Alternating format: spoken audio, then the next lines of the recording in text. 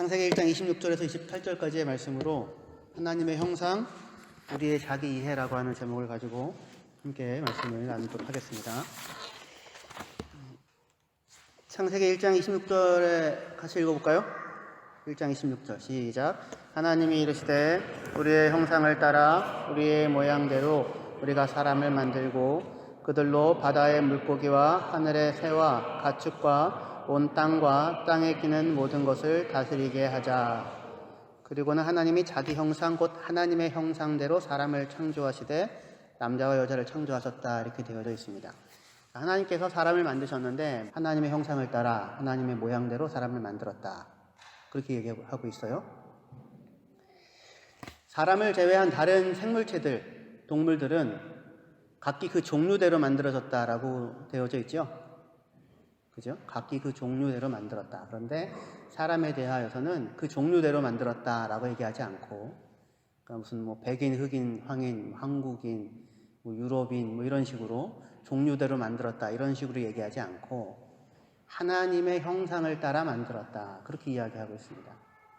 그러니까 사람이 속한 종이라고 하는 것을 굳이 이야기한다면 그거는 하나님의 형상, 하나님과 같은 종에 속한다. 종이라고 하는 게 이 생물체를 분류하는 것이기 때문에 여기에다가 적용하기에는 조금 어폐가 있을 수 있긴 하겠지만, 하지만 앞서 나온 종류대로라고 하는 말을 따라서 생각해 볼 때 사람이 속한 자리는 짐승이나 다른 사람들 이런 것이 아니고 하나님에게 속한 하나님의 형상을 닮은 자다, 이겁니다. 사람은 하나님의 형상을 따라 지어졌어요. 근데 이런 이제 이해는 우리에게 있어서 굉장히 중요합니다. 우리는 다만 그러니까 동물과는 다른 존재다, 이겁니다. 어떤 부분에서 이 동물과 이렇게 일치하는 부분이 없지 않지만, 그죠?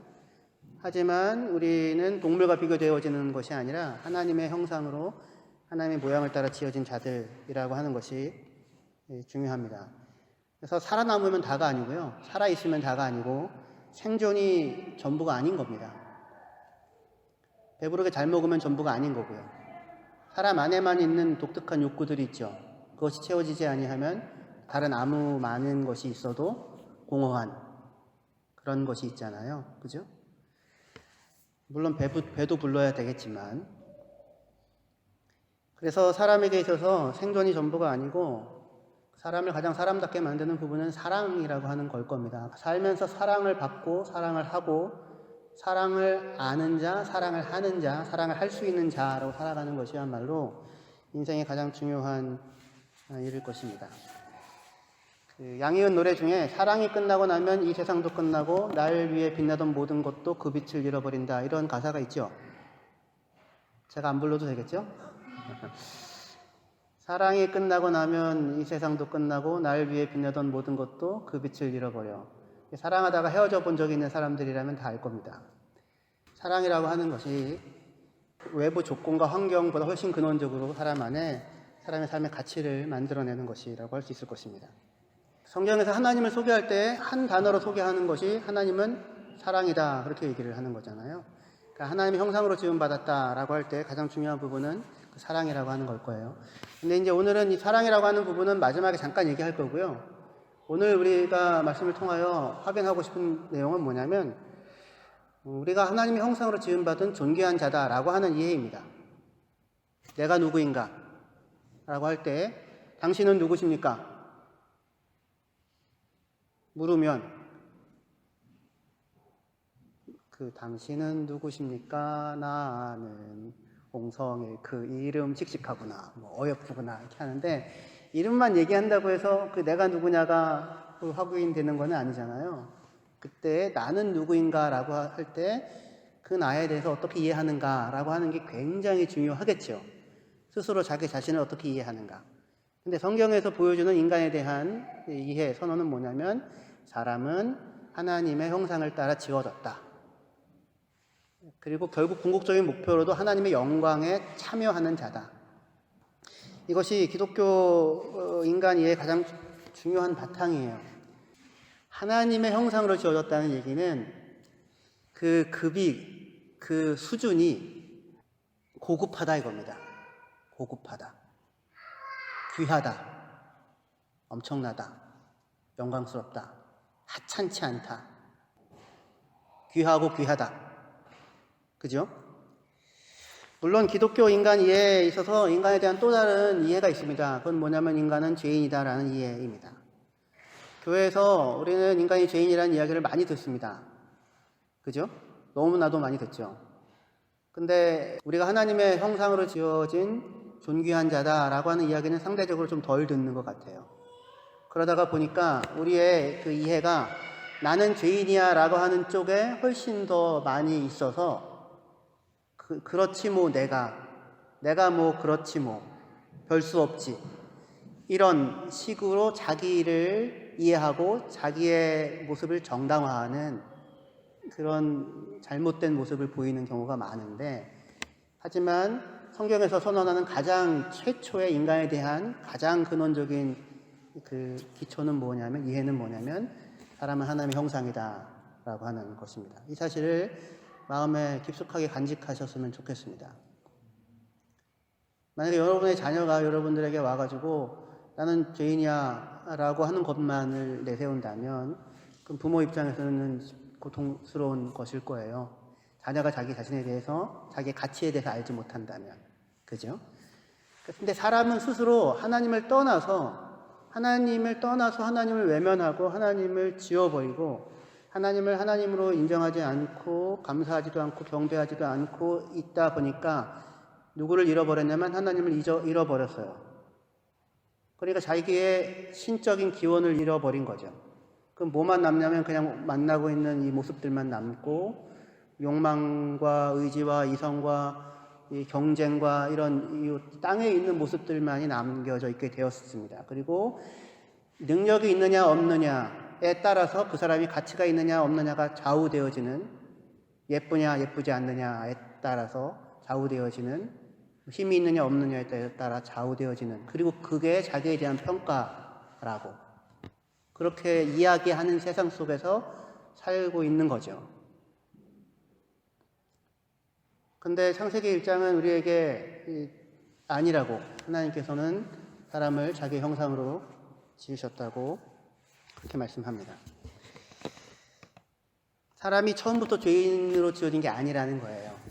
물론 인간이 하나님을 떠나서 하나님보다 저급한 것을 섬기고, 이게 제일 큰 문제예요. 인간이 하나님을 떠난 가장 큰 문제는 하나님보다 저급한 걸 섬겨요. 그리고 창조주가 아니라 피조물을 섬기고 하나님이 지으신 원리를 거스러서 스스로를 파괴하는 모습으로 살고 있는 것이 맞아요. 그게 인간이 죄인된 모습이에요. 하지만 인간은 처음부터 죄인으로 지어진 것이 아니고 하나님의 형상으로 지어졌어요. 여기 중요한 겁니다. 이 하나님의 형상으로 지어졌다고 하는 것 안에는 그런데 죄를 지을 수 있는 가능성이 잠재되어져 있다라고 하는 것도 포함되어져 있어요. 그게 하나님의 형상됨의 위험이기도 하고 가치이기도 해요. 파우스트라는 괴테 소설 아시죠? 거기에 보면 메피스토펠레스죠. 사탄이 그렇게 얘기합니다. 하나님에게 인간에게 자유의지를 주면 안 된다고, 선택의 자유를 주면 안 된다고. 왜냐하면 인간에게 선택의 자유를 주면 그 선택의 자유를 가지고 짐승보다도 더 짐승답게 살게 될 거라고. 그러니까 절대로 주면 안 된다고. 그런데 하나님은 인간에게 그 선택의 자유를 주죠. 왜냐하면 그게 사랑을 할 수 있는 하나님의 형상의 가장 중요한 거니까. 만약에 선택의 자유라는 게 있지 않다면 사람은 프로그래밍이거나 기계거나 본능에 따라 살아가는 동물일 거 아니에요. 그죠? 그러니까 내가 하나님의 말씀을 듣고 순종하기를 선택할 수도 있고 그것을 거부할 수도 있는 선택의 자유를 가진 채로 존재하게 되는 것이 인격이고 그게 하나님의 형상의 아주 중요한 모습인 거예요. 그러니까 하나님의 형상이라고 하는 것 안에는 하나님을 떠나서 타락할 수도 있는 가능성이 잠재되어져 있는 거죠. 그럼에도 불구하고 그것을 가지고 있는 채로 하나님은 사람을 만드십니다. 그렇게 하실 수 있는 이유는 인간의 타락에 대한 해결책도 하나님이 가지고 있기 때문이고, 그리고 혹시 인간이 타락하게 된다면 자기 자신이 자기 아들을 보내어서 십자가를 통하여 그들을 구원할 것을 작정하시고 결심하고 계시기도 한 거예요. 무슨 이야기인지 아시겠죠? 인격체로 하나님의 형상 인격체로 지으셨어요.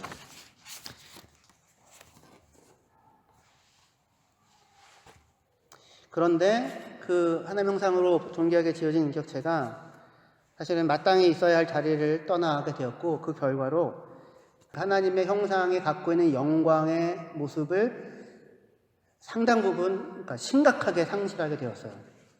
왜곡되었어요. 뒤틀려져 버렸어요. 그거를 이제 신학적인 용어로 우리는 전적 타락, 전적 부패라고 부릅니다. 뒤틀리고 왜곡되었어요. 그 모든 죄는요, 그 죄를 지은 사람의 영혼과 존재를 파괴합니다. 사람이 누군가를 만약에 살인을 한다면, 그러면 그 사람을 죽인 그 사람을 파괴하는 것뿐만 아니라 살인을 행한 자기 자신의 영혼과 존재가 망가지죠. 죄를 지으면 죄를 지은 그 사람이, 그 사람의 영혼이, 그 사람의 마음이, 삶이 파괴가 됩니다. 최초의 범죄, 아담이 하나님의 명령을 어긴 최초의 불순종, 최초의 하나님에 대한 불신, 최초의 하나님에 대한 배신, 최초의 하나님에 대한 반항, 최초의 자기 스스로 자기 것을 움켜쥐고자 하는 이기적인 욕심, 그 행동은 작은 의미가 있는 게 아닌 거예요. 어마어마한 의미가 있는 것이고, 그것은 사람의 영혼과 존재를 파괴하게 되어지는 것이죠. 그래서 심각하게 왜곡되어져 있는 것이 현재의 사실은 사람들의 모습이에요. 하지만 그것이, 그 형상이 왜곡되어지고 뒤틀려져 있는 것이지, 본래 하나님께서 사람을 그렇게 지은 것은 아니라는 것입니다. 하나님께서는 사람을 정직하게 지으셨을 때 사람은 많은 꾀를 내었다라고 전도서가 얘기하는 것 같은 거예요. 우리는 하나님의 형상으로 지어진 하나님의 자녀들이고 그의 상속자입니다. 할렐루야. 그의 영광에 함께 참여하도록 부름받은 자들입니다. 스스로를 자기의 제1 정체성에 있어서 이렇게 이해하고 갖고 있어야 합니다. 그래야지 우리가 가치 없게 살면서 자기를 변명하지 않게 됩니다. 그리고 하나님의 형상이 지향하는 방향을 따라 기꺼이 살고자 하는 추동력이 이 인정에서 나옵니다. 그러니까 아닌 것을 그렇다고 우기는 게 아니고요. 하나님이 우리를 하나님의 형상으로 지었잖아요. 그리고 그 영광스러움에 맞춰서 살라고 지금 우리에게 이야기하고 있는 거예요. 이 인간이 하나님의 형상으로 하나님이 지으셨다고 하는 이야기는 창조에서만 나오는 게 아니라 타락의 순간에서도 여전히 인간은 하나님의 형상으로 하나님에 의하여서는 이해돼요. 창세기 5장에 아담의 족보를 기록할 때 우리가 지난주에 읽어봤지만 하나님께서 자기의 형상을 따라 사람을 지으셨다고 얘기합니다. 그리고 그들에게 복을 주셨다고 말씀하세요. 창세기 5장에. 창세기 5장은 이미 인간이 범죄하고 타락한 상황이잖아요. 가인이 형제가 형제를 아벨을 죽이기도 하는 그러한 상황이지요. 창세기 4장에 이미 그런 일들이 있으니까. 그럼에도 불구하고 하나님 창세기 5장에서 여전히 그 사람들에 대하여서도 여전히 뭐라고 얘기하냐면 하나님께서 자기의 형상을 따라 아담을 지으셨다고 사람을 지으셨다고 얘기를 한다고요. 우리의 자기 이해가 되어야 한다는 거예요. 그리고 이 시각은 이제 구원에 있어서도 언제나 유지되어지는데요. 요한복음 17장 22절 23절입니다. 같이 읽어볼게요. 시작. 내게 주신 영광을 내가 그들에게 주었사오니 이는 우리가 하나 된 것 같이 그들도 하나가 되게 하려 함이니이다. 곧 내가 그들 안에 있고 아버지께서 내 안에 계시어 그들로 온전함을 이루어 하나가 되게 하려 함은 아버지께서 나를 보내신 것과 또 나를 사랑하신 같이 그들도 사랑하신 것을 세상으로 알게 하려 함이로소이다. 요한복음 17장은 예수님의 대제사장적 기도라고 하는 마지막 기도예요. 우리가 누군지, 왜 하나님께서 우리를 지으셨는지, 그리고 우리를 왜 예수께서 찾아오셨는지, 우리를 구원하셔서 뭘 하려고 하시는지, 그런 궁극적인 목표와 방향에 대한 이야기가 이 기도 안에 들어있어요.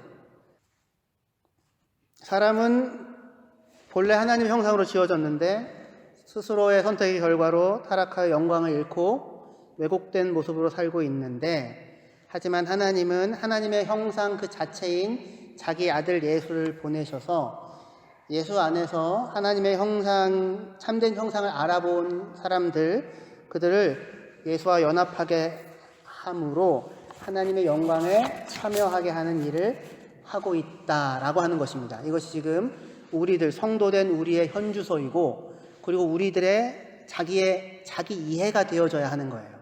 나의 자기 이해. 그러니까 내가 누구인지를 아는 것은 정말로 중요합니다. 스스로. 탕자가 아버지 재산을 가지고 집을 떠나서 외국으로 갔을 때 그의 자기 이해는 아버지의 아들은 아니죠. 그죠? 돈만 있으면 된다 생각했을 거예요. 아버지는 귀찮고. 외국으로 갔을 때 탕자는 사실은 돈 많이 가진 호구였습니다. 주위에 친구들이 많았어요. 근데 다만 돈 때문에 모여있는 사람들이었고 자기를 이용하는 사람들 뿐이었죠. 어떻게 할 수 있습니까? 돈 떨어지자 다 떠났어요. 돈이 떨어지니까 이용 가치가 없으니까 자기에게 짐이 된다 여기니까 다 떠나갔습니다. 그러고는 먹고 살기 위해서 유대인인데도 불구하고 돼지를 치죠. 그리고 돼지가 먹는 열매 꿀꿀이 죽이라도 먹겠다고 돼지와 싸우는 그런 비참한 지경에 이르게 되었습니다. 인생의 어느 시점에서 이 탕자를 바라보느냐에 따라서 그의 가치, 그의 정체는 달라 보일 수 있어요. 그렇죠? 아버지 집에 있을 때의 그의 가치, 그의 정체. 돈 많은 청년으로 살고 있을 때의 그의 가치, 그의 정체. 친구들에 의하여 버림받던 순간에 그의 가치, 그의 정체. 돼지를 치며 돼지와 음식을 다투는 순간에 그의 가치, 그의 정체. 만약에 여러분이 지나가다가 꿀꿀이랑 같이 이렇게 먹겠다고 싸우고 있는 사람을 보면 어떤 생각이 드시겠습니까? 저 사람 잘 돌봐줘야겠다, 데리고 와서 씻어주고 밥이라도 함께 먹여줘야겠다, 이런 생각이 드시겠습니까? 그런 생각은 전혀 하는 것이고 얼른 피하고 가지 않겠습니까? 하지만 아버지 입장에서는 그의 정체, 그의 가치는 뭐예요? 자기 아들이죠. 탕자가 그 비참한 상황 속에서 자기 아버지 집을 떠올리죠. 내 아버지 집에는 품꾼도 넉넉한데 나 아버지 집으로 돌아가서 품꾼의 하나로라도 써달라고 해야지. 그게 지금 탕자가 생각하고 있는 자기의 정체예요. 자기의 가치. 아버지의 아들이라고는 얘기할 수 없겠구나. 품꾼의 하나로라도 써달라고 해야지. 그런데 아버지는 멀리서 그를 보고 달려나와 그를 맞죠. 그를 안고 울고 아들이 돌아왔다 잔치하자 소를 잡자 반지를 끼워주고 새롭게 옷을 입혀주죠. 아버지는 매일같이 그를 기다렸죠. 아버지에게 있어서 그는 아들이 아니었던 적이 단 한순간도 없었죠. 그게 성경이 보여주는 인간에 대한 하나님의 시각입니다. 사람은 비록 하나님을 떠나 죄에 빠져 있지만 그 사람은 하나님의 형상으로 지음받은 존귀한 자이고 하나님의 아들이고 딸인 것입니다.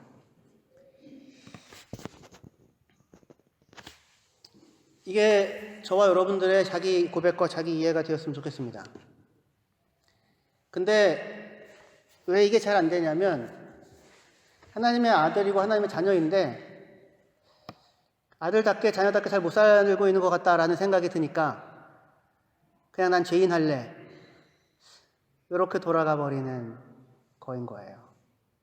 근데 이거를 꼭 기억하십시오.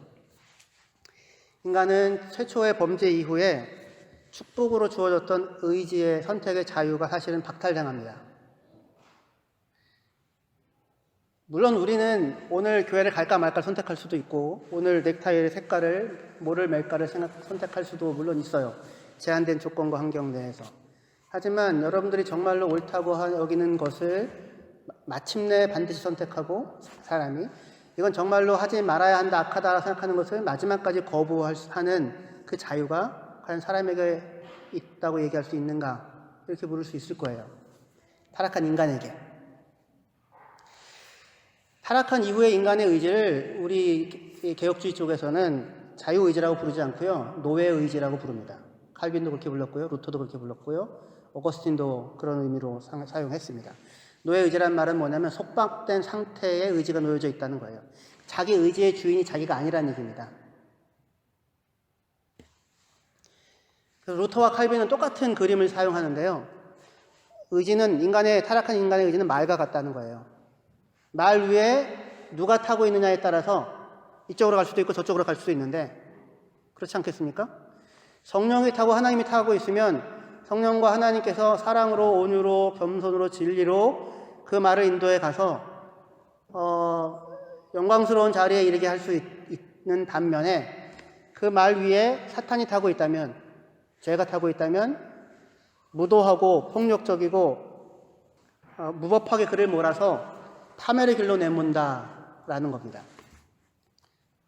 그런데 구원은 이렇게 죄에 팔려서 죄에 종되었고 노예된 상태 가운데 있는 인간을 죄에게서 풀어 자유케 한 사건이라고 우리는 배웠죠.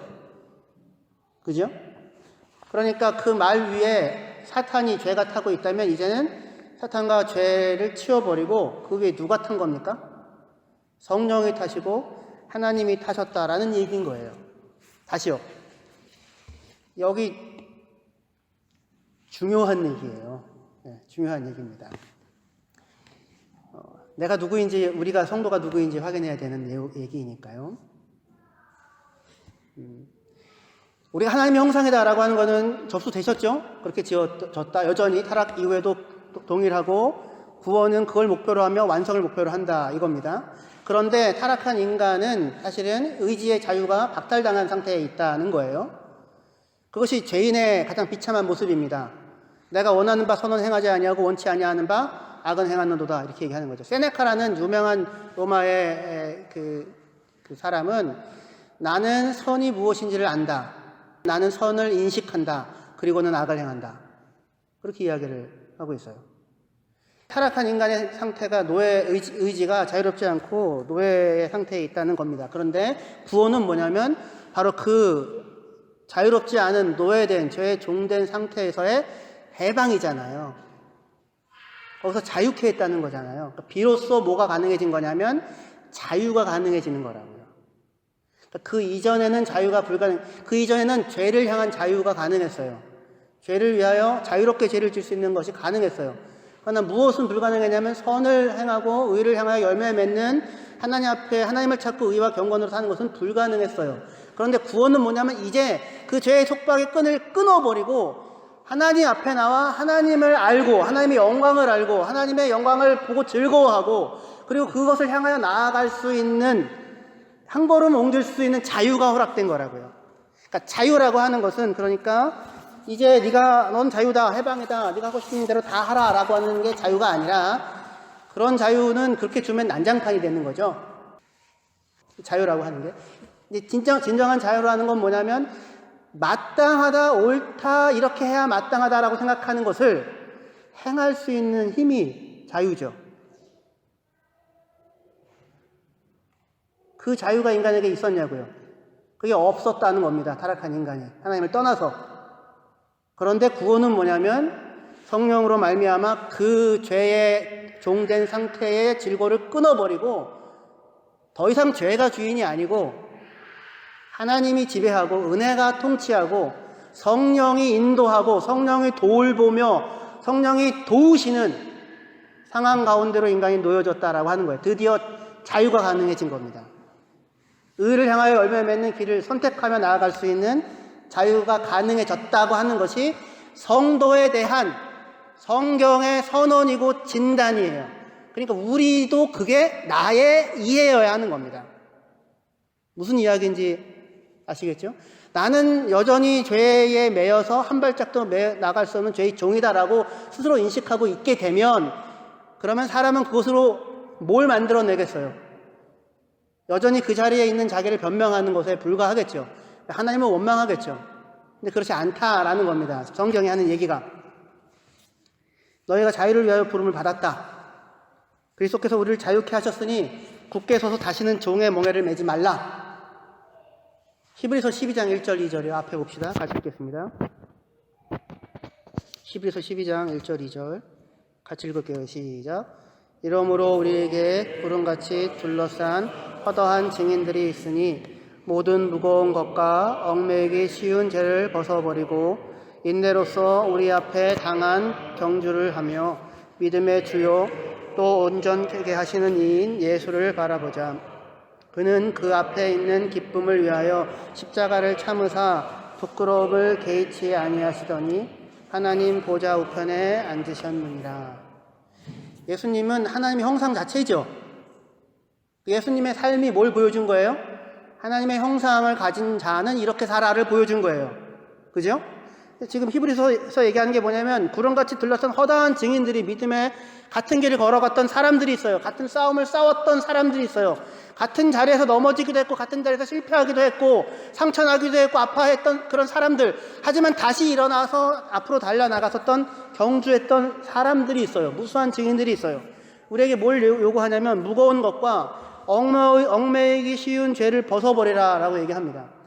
이 달라붙기 좋다라는 거예요. 죄라는 게 달라붙기 좋다. 그러니까 잠깐 거기 가면 이렇게 붙는 거예요. 화장실에 갔다가 나오면 냄새가 확 향기로운 냄새가 배잖아요. 달라붙기 쉽다고요. 죄라는 게 그런 거예요. 그러니까 그쪽에 계속해서 가고 있으면 그게 달라붙어서 우리의 스스로의 선택으로 우리가 자유를 위하여 열매를 맺을 수 있는 해방을 받았음에도 불구하고 왕자와 거지라고 한다면 왕자로 부름받아서 살고 있음에도 불구하고 종과 아들이라고 한다면 더 이상 종이 아니라 아들이 되었음에도 불구하고 내가 종이라고 생각해서 여전히 종 노릇하고 있다면 탕자처럼 허랑방탕하든지 형처럼 열심히 일을 하긴 하지만 종처럼 일을 하든지 그러면은 죄들이 얽매여져 있을 것인데 하지만 그것이 우리의 현주소가 아니라 정체가 아니라는 얘기예요. 정체가 아니고 모든 무거운 것과 얽매이기 쉬운 죄를 벗어버리고 인내로 쉬운 싸움 아니다 이겁니다. 인내로서 우리 앞에 당한 경주를 경주하래요. 앞으로 나아가래요. 그러면서 뭘 바라보라고 하냐면 믿음의 주요 온전하게 하신 이 누구를 바라보라? 예수를 바라보라. 이 예수를 바라보라예요. 바라보라. 아포라오라고 해서 저 위를 보는 거예요. 시선이 어디에 있느냐 이겁니다. 시선이 어디를 향하고 있는가? 누구를 모델로 생각하고 있는가? 어디가 방향이고 목표인지를 아는가? 예수. 근데 그 예수는 누구로 소개하냐면 믿음의 주요 온전하게 하시는 이예요. 믿음의 시작자이고 믿음의 완성자예요. 그게 뭐냐면 믿음으로 시작하였고 믿음으로 완성에 이른 존재입니다. 믿음으로 뭘 시작했고 믿음으로 뭘 완성했냐면 자기 앞에 있는 기쁨을 위하여 십자가의 부끄러움을 참으사 부끄러움을 개의치 아니하시더니 어디에 앉았대요? 하나님 보좌 우편에 앉아서 하나님의 영광의 형상의 온전함의 자리에 도달하게 됐어요. 예수님도 순종을 통하여 온전함을 배웠어요. 이 땅에서의 경주를 싸우고 우리를 다 그 자리로 부르는 겁니다. 하나님의 형상으로 지음받은 존귀한 자들아. 그러니까 하나님의 형상이라고 하는 것은 한편 존재론적인 선언이기도 하며 우리가 애써 도달해야 할 목표이기도 한 거예요. 그게 영광인 거예요. 영광.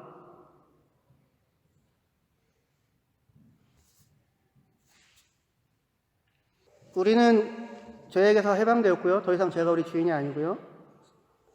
누가 해방했습니까? 우리가 스스로 끊고 나온 게 아니고요. 하나님이 해방하셨습니다. 성령이 해방하셨습니다.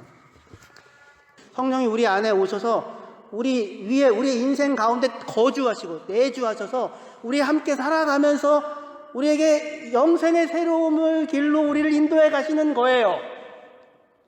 그런데 그 성령이 우리를 지배하고 우리를 다스리는 것을 어떻게 표현하냐면 우리를 도우신다. 우리를 위하여 탄식하신다. 우리를 인도하신다. 진리의 스승이 되어 우리를 가르치신다. 이런 식으로 표현을 해요. 우리의 주인은 누구입니까? 우리의 주인은 예수 그리스도죠. 모든 그리스도인은 예수 그리스도가 주인이라고 하는 고백으로 말미암아 그리스도인이 되었잖아요. 그러면 그 주인 대신 예수 그리스도는 이전에는 죄는 우리를 위협하고 협박하고 억눌러서 그가 시키는 것을 하게 하든지 아니면 우리 마음대로 하라고 방임하였다면 예수는, 우리의 주인 대신 예수는 그의 통치와 그의 왕권으로 어떤 형태로 우리를 다스리십니까? 섬김으로, 겸손으로, 온유로, 곁에 함께함으로. 앉아서 먹는 자가 크냐, 서서 섬기는 자가 크냐, 앉아서 먹는 자가 아니냐, 그러나 나는 너희 가운데 식사 시중꾼으로 있느니라. 그렇게 계신다고요. 왜요? 우리를 사랑하시니까요. 우리를 사랑하시니까 우리를 함부로 대하지 않는 겁니다. 우리를 아끼시거든요. 그 아들을 아끼지 아니하시고 우리 모두를 위하여 내어주시니까 어찌 그 아들과 함께 모든 것을 우리에게 은사로 주시지 않겠느냐. 아들을 아끼지 않는다는 얘기는 우리를 아낀다는 얘기인데 하나님께서 우리를 아끼신다고요. 여러분, 아끼는 자에 대해서 함부로 합니까? 사랑한다는 게 사랑애자잖아요. 사랑애. 사랑애. 그 애라는 말이 아낀다는 말입니다. 아껴요. 귀하게 여겨요. 함부로 하지 않아요. 하나님이. 예수께서 우리를 위하여 십자가를 지시는 그 일을, 우리를 아끼셔서 자신이 십자가를 지시는 일을 하시고는, 그리고는 본인이 만들어낸 그 좋은 것을 누리도록 우리를 불러주시는 사랑이, 함부로 여기지 않고 존귀하게 여기고 귀하게 여기는 사랑이 하나님이 우리를 향한 사랑 가운데 있는 것입니다. 정리할게요. 우리는 하나님의 형상대로 지음받은 귀하고 귀한 자들입니다. 비록 타락하여 죄의 오염과 속박의 깊은 상처와 흔적이 우리 안에 있어요. 상처도 있고 흔적이 있습니다. 깊이 남아있는 부분이 있습니다. 하지만 우리는 거기서 해방되었고 자유케 된 자가 되었습니다. 그러니 더 이상 자기 변명과 자기 정당화의 옷을 입느라 인생을 소진하지 마십시오. 그리고 오늘 내 눈앞에 보이는 사람을 하나님의 형상으로 여기고 아끼고 함부로 대하지 말고 나아가 그 누군가를 위하여 수고하는 사랑의 삶을 살아갈 수 있었으면 좋겠습니다. 기도하시겠습니다.